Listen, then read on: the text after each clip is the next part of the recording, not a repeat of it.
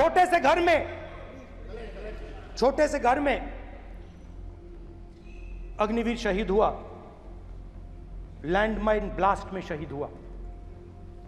मैं उसे शहीद कह रहा हूं, मगर हिंदुस्तान की सरकार उसे शहीद नहीं कहती।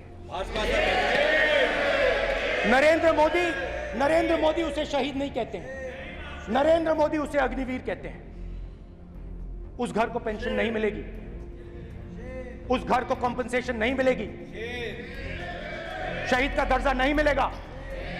और बेचारे बैठे हुए थे, 3 बहनें थी, एक साथ बैठी हुई थी, रो रही थी।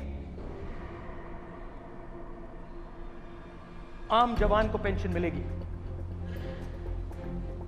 जरूर दुख होगा, मगर हिंदुस्तान की सरकार आम जवान की मदद करेगी। मगर अग्निवीर को जवान नहीं कहा जा सकता। अग्निवीर यूज एंड थ्रो मजदूर।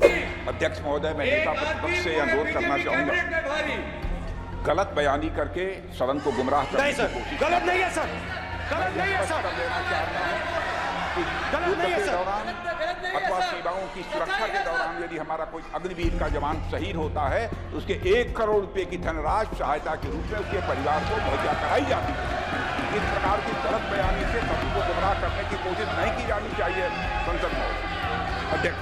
लोकसभा में नेता प्रतिपक्ष राहुल गांधी ने आरोप लगाया था कि रक्षा मंत्री राजनाथ सिंह ने अग्निवीर की मृत्यु की स्थिति में उनके परिवार को आर्थिक सहायता मिलने के बारे में संसद के भीतर झूठ बोला। उन्होंने कहा कि राजनाथ सिंह को संसद, देश और सेना से माफी मांगनी चाहिए। राहुल गांधी ने पंजाब के एक दिवंगत अग्निवीर अजय सिंह के पिता का वीडियो भी जारी किया, जिसमें उन्होंने कहा कि उनके परिवार को 1 करोड़ रुपए की आर्थिक सहायता नहीं मिली, जबकि सरकार ने जान गंवाने वाले अग्निवीर के परिवार को 1 करोड़ रुपए देने की मदद दिए जाने की बात संसद में कही है। इस मामले में अब भारतीय सेना ने एक बयान जारी कर राहुल गांधी के सारे दावों की पोल खोल दी है और सबूत के साथ अपनी बात रखी है।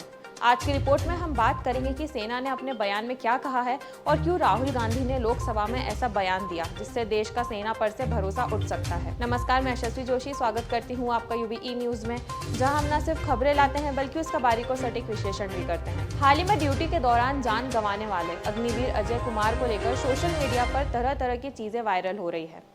बताया जा रहा है कि उन्हें सेना और सरकार की तरफ से कुछ भी नहीं दिया गया।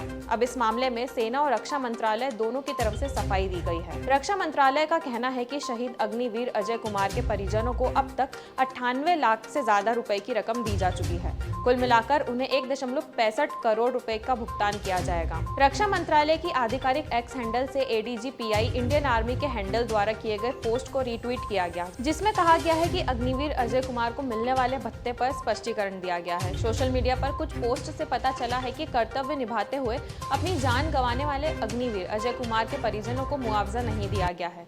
इस बात पर जोर दिया जाता है कि भारतीय सेना अग्निवीर अजय कुमार द्वारा किए गए सर्वोच्च बलिदान को सलाम करती है।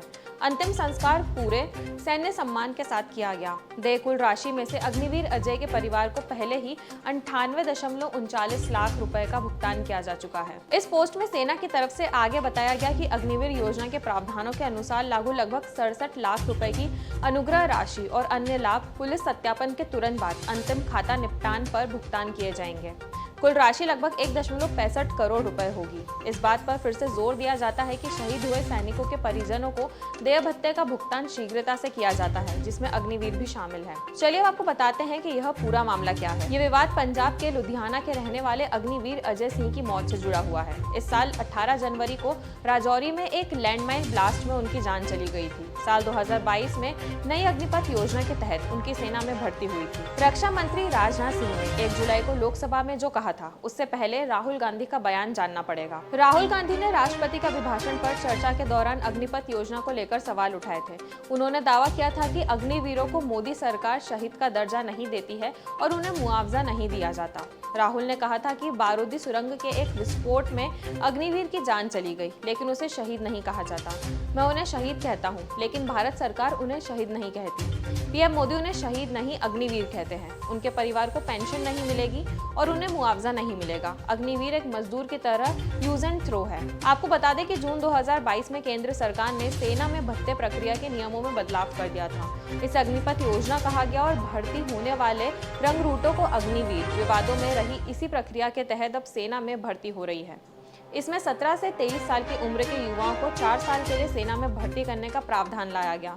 4 साल बाद इनमें से सिर्फ 25% को स्थायी नौकरी मिलेगी, बाकी 75% अग्निवीर समाज में वापस लौट जाएंगे। इसीलिए इस योजना की शुरू से काफी आलोचना होती रही है। सेना और उससे जुड़ी भावनाएं देश की भावनाएं होती है। हर राजनेता के लिए ये बहुत जरूरी है कि सेना से जुड़े मामलों में अपने बयान सोच समझ कर दे, क्योंकि कई बार नेता भावनाओं में बहकर सेना का अपमान तक कर देते हैं और अपने राजनीतिक फायदे के लिए सेना का इस्तेमाल करते हैं। तो यह थी हमारी आज की खास रिपोर्ट, और आपको यह कैसी लगी अपने विचार हमसे जरूर साझा करें। वीडियो पसंद आए तो इसे लाइक और शेयर करें, साथ ही चैनल को सब्सक्राइब जरूर करें। यूबी न्यूज आपके लिए लाता रहेगा देश विदेश से जुड़ी ऐसी ही खबरें। तब तक के लिए धन्यवाद।